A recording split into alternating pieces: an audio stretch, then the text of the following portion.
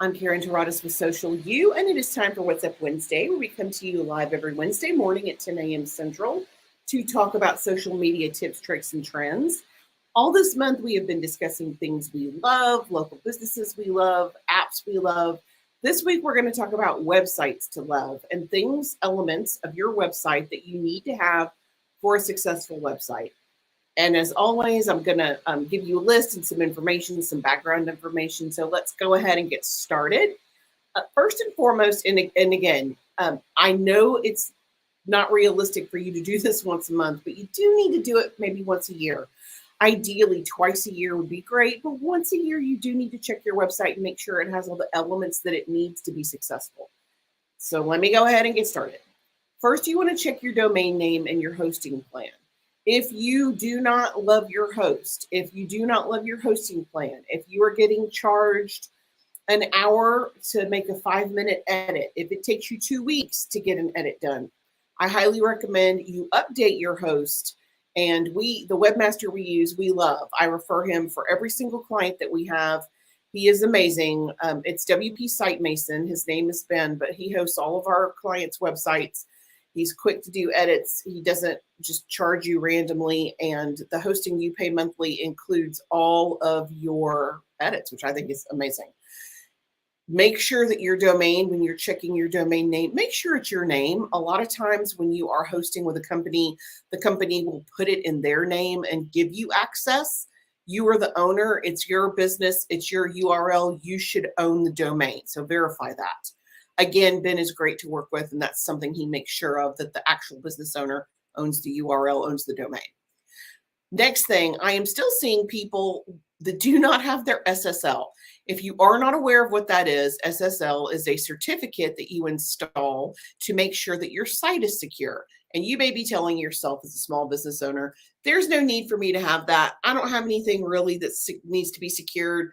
I just have emails. I'm not taking any money, so it's not a big deal for me. It is a big deal because Google is refusing to allow access to websites that do not have that certificate. It's a very small edit. It should cost you less than $100 to buy the certificate and have it installed by your webmaster. If it costs more than that, you should change webmasters. I have a good one. But if you go to a website now, if I type in a website that doesn't have its certificate, its SSL, then Google will just say it's a dangerous website and they won't allow access. Now, sometimes you can force it to go through, but the longer it goes without having that information, the less likely they are to let you see it, and the more likely they are to block it. So if you do not have that, that is something you absolutely need to secure. Even if you're not taking money, nobody wants to submit their email to a non-secure website. Nobody wants to be hacked. Trust me, we've been dealing with all kinds of hackers lately. So make sure that everything on your website is actually secure. Okay, number 3, test it on all browsers. What do I mean by that? I mean, make sure your website looks good on a mobile device, as good as it looks on a desktop. Sometimes you'll have a minor issue. I was looking at a website last night, beautiful website, extremely functional, but one of the letters went underneath the rest of the word. So it didn't look exactly right. Minor edit, but the owner probably doesn't know that because they haven't checked the website in a while online. So make sure that you're checking it on your laptop and your desktop. Number 4, you want to check all the links.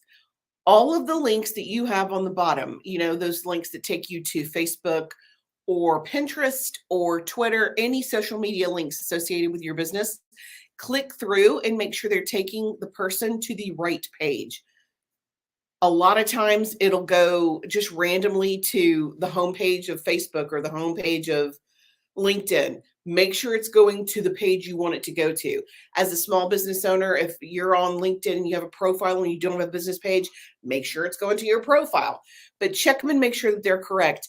And if you have Google Plus on there, get rid of it. Come on, Google Plus is over. And if you have added TikTok to your list of options, make sure it's offered on the bottom of the website. Number 5, you want to update and check your contact info and make sure it's correct. That means, like for us, we've been at war with Google for almost 2 years about verifying our address. So I have to make sure it's correct on the website.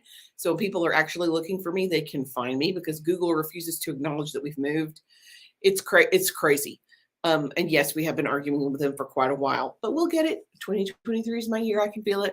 Make sure your contact info is correct. It could be something as simple as 2 transposed numbers, or maybe you forgot to include an email, or maybe you forgot to include a phone number and you just have the other. Make sure you give your clients multiple options to be able to contact you.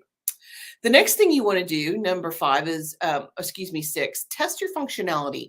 If you have a contact form, if you have a hook, whatever it is, check it and make sure that the person is getting what you say they're getting and you're getting what you need to be getting. So if you have a contact form, go in there and do a test, fill it out, make sure that the person who submits it is getting a thank you or a confirmation email, and make sure that that information is actually going to your inbox and not going to spam or not going to the wrong email address. I know stuff like that happens. You don't want to lose the opportunity for a sale or a new potential client just because your forms go into the wrong location. Plus, it makes you look not necessarily sloppy, but it makes you look unorganized and like you're ignoring them or not following up. And you don't want to come across as either unorganized or inconsiderate. So make sure it's going where it needs to be going. Okay, number 7, proofread it. Yes, the whole thing. Proofread the entire website. I'm one of those folks that once I've read something a couple of times, I can stop checking for functionality, for grammatical. I just don't see it anymore. So run it through Grammarly if you have to. Get one of your trade off with another vendor where you check theirs and they check yours and you come back together with notes. Or ask an employee to do it, but get someone who's not you to proofread that website to make sure that the information makes sense and it's consistent and it's grammatically correct and all of the information is there. Again, after you've been working on something like this for a little while, a lot of times you miss the mistakes. So if you are not, super prone to be able to check that kind of stuff, or you're going to miss it, get someone to help you, but definitely proofread the whole thing. You will find after you've been in business for a minute, oh yeah, we don't do that anymore, or we've edited that service, or I can edit this content so that it makes better sense to my end user. But yes, definitely proofread the whole thing. And that brings us to number 8, review pricing. I'm a firm believer, and you should mention something about pricing on your website. And I get a lot of pushback about this because some small business owners don't want to list their prices. They don't want the whole world to know. Well, why not? You're going to tell them if they call you what your price is. It's not really a secret. You're publicly serving business. They're going to find out. Plus, if their budget is $50 and your packages start at $1,000, you're wasting their time and your time to force them to make an inquiry if you're totally out of their price range. So by at least listing a starting point, our services start at this and they go to this, or services are starting at, let's say, $1,000. And they know it's out of their price range, you're saving your own time and energy by letting them know how much you charge ahead of time, which is why I think you should at least have a starting point on pricing. Number 9, review consistency. Make sure that it's the same information everywhere. And again, this happens. You may update your services offered page and forget about the homepage, or you may update your homepage and forget about the services offered page, but make sure that the information is the same on every single page of the website. Number 10, you want to do a content audit. This goes beyond proofreading and just your basic, make sure your information's right. You want to make sure everything is checking. Are your images in your blog the right size? When you pull up the blog, are they showing at the right size? Is anything distorted? Do you have any issues with, what's a good example? Just your content in general. You want to make sure that everything you have is absolutely 100% correct.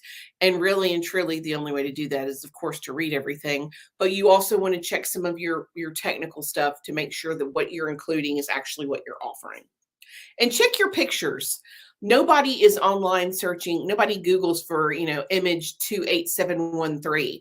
They Google images for wedding rehearsals or bridesmaids luncheons or bridesmaids dresses. And if you're naming your pictures, if you're not naming your pictures, you're really missing an opportunity to optimize for search engine optimization, because Google doesn't understand ping or image IMG, 28765. It looks for whatever your picture is named. So if you are blogging, and of course you're blogging because you need to be doing that for your business, make sure you're naming your pictures correctly so that they will pop up in a search on Google. And they will pop up in a search on Google if they are named correctly. Okay, number 11. And this is by far the most important one. If you do not get anything else from this, take this away. When people go to your website, do they instantly understand what you do? If they do not, it is time to update your information. And what I mean by that, there are a lot of businesses it's very clear to them because they know the answer. Isn't that the way it is? But if you do a random poll, if you ask random other business owners or random friends, take a look at this website and tell me what you think what does this person sell? It can be more confusing than you think it is. And if you're not a StoryBrand by Donald Miller fan, I highly recommend you check out his blog and his book. He talks about if you confuse, you lose. If people don't understand what you do immediately, they're going to bounce. So it's critically important for your message to be very concise and clear on the homepage. You cannot have this arbitrary terminology, out of the box, cutting edge, new technology, up to the minute. It makes no sense. You could be anything from an accountant to, a business coach. You could be any kind of consultant. You could be an insurance salesman. You could be a car salesman or a real estate agent with very vague language. You need to tell people exactly what you do instantly. So when they open up that website, they have no doubt in their mind what your business and what your services are because they see it immediately. Again, if that's confusing to you, check out StoryBrand by Donald Miller because he has an excellent step-by-step program that will take you through how to do that for your business. If you need help with that, I have a wonderful, wonderful vendor that we work with that can actually go through and perform that process for your company and help you StoryBrand so that your message is clear and concise. Number 12, update your news. And if you have not added a blog, add a blog. I think it's very frustrating if you have, and I see this all the time. You have, hold on, we have a question from Becky. Website, I help businesses. Me. Can you be more specific? She's 100% right.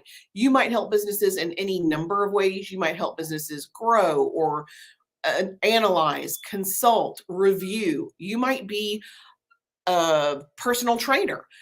You could be any one of a number of things. Be as specific as possible. You help businesses to do what? Seriously, be as clear as you can. Thanks, Becky, for that. Okay, going back to your news. I get really frustrated when I go to a website and you have the about page and services page and the news page, and you check the news page and it hasn't been updated since 2021. Frustrating. So if that's the case and you do not have any new news about your business, maybe hide that tab until you have new news, or even better, generate a blog so that you can create some of your own news. And if you are not blogging, you are missing a huge opportunity to get your information the way you want it presented out on Google for the whole world to see. The magic number is 50. So once you hit 50 blogs, it's going to be a lot easier to search your content. And if you're not sure about where to get started, or if you haven't blogged in a while, just start back. If you want to know what people are searching for on Google so you can really pick topics that are relevant to your industry, check out answerthepublic.com, type in a couple of keywords about your industry, and it will literally show you every single question people are asking Google about about whatever your industry is, so you'll know where to start on blog topics because that's what people are looking for, and it can really help you long term. Okie doke. Number 13, review your analytics. If you see that you're getting a ton of traffic from Facebook, you may need to spend some more time on Facebook. If you see that people are coming to your website and they're bouncing in less than a minute, something's wrong with the homepage. Those analytics can tell you where people are coming from, how they got there, like what terminology they're searching to get to you, and what the referral site is. So, I find this all the time. Some business owners will think, oh, I'm getting all this engagement from Facebook, and really and truly their biggest referral source might be Pinterest, where there's not spending any time. Check those analytics to see if it's working for you. And if you have an awesome webmaster, they can customize a dashboard for Google Analytics and send it up so it's automated and you're getting that report once a month. without you having to constantly reach out to them and touch them. I'm telling you what, having the right webmaster really, really helps. Number 14, verify your call to action. Make sure that you have a great hook. I have a ton of free content, but right now at the beginning of the year, people are most interested in scheduling content calendars, getting information together for the rest of their year. So if you go to our homepage today, there is a link to download our free template for our content calendar, which I'm very proud of. It has a bunch of themes for the month. It has days, important holidays, some unusual holidays for you to use on your Instagram account. It also includes a 2-week rotation suggestion so that you don't have to create all that stuff by yourself, and it's totally free. Now, before the January, it was a Facebook audit list. So it is okay to update that periodically so that you are offering what people are actually needing in that moment. But if you don't offer anything on your website, again, you're missing a huge opportunity because people don't, it's like, again, this is a Donald Miller thing. Only 2% of people will purchase the first time they go to the website. So you want to make sure that you're getting their information when they go to the website so you can market to them later. And the only way to do that is to have a really awesome offer. If you don't have a great offer, or if you don't offer anything at all, why would they just give you their email? I am never going to just sign up for a newsletter. Why would I do that? You want to offer them something like, here's this cool download, or here's this infographic, or get the stats for this, or here's a template or a quiz, or a video that you can use that will show you how to make your own infographic or quiz. Whatever it is that you're sharing, make sure you're sharing something that's good enough that the end user will want to share their email with you. Number 14, that was number 14, verify your call to action. Number 15, our last one, ask for feedback. Get people you know who will be honest with you to tell you what they think about your website. I say this frequently. Nobody wants to hear that their baby is ugly. No business owner wants you to tell them, ugh, this website is the worst, or it's confusing, or I don't understand what you do, or this contact form doesn't work. But you need someone who's going to shoot straight with you, who will tell you what is broken so that you can fix it. And think about the long-term ramifications. I would much rather hear the problems, the issues right now than to lose a client 2 weeks from now because I didn't correct the issue. Now, if you want to see examples of some really amazing websites that have everything that I'm talking about, have the hook, have great contact information, are branded, are clean and easy to see and easy to understand, I'm going to include a link in the comments to WP Site Mason. That is the webmaster we work with, Ben. He has on the bottom of his homepage at least 8 different beautiful examples of websites that are functional, that are attractive, that are clean and completely optimized for SEO. So if you are looking for a great example, he has some great examples. Our website is set up StoryBrand style. I do think it's time for us to update some of the images on our website. So I would much rather have you see some of the newer websites that are available out there and check out some of Ben's work. It's really, really good stuff. You guys, it's the end of the month already. How did that happen? It was so fast. Next month is, I cannot believe it is already March. We will have a schedule for all of the content topics ready by the end of this week, I hope, so that we can go ahead and announce that so you know what to expect for next month. And until then, I'm happy to answer any questions you might have. You can leave a comment. You can send us a direct message. You can go to our website and schedule a phone call, whatever works best for you. Pretty accessible. But until next week, I am Karen Taradas with Social U, and I'm here to help. Thanks.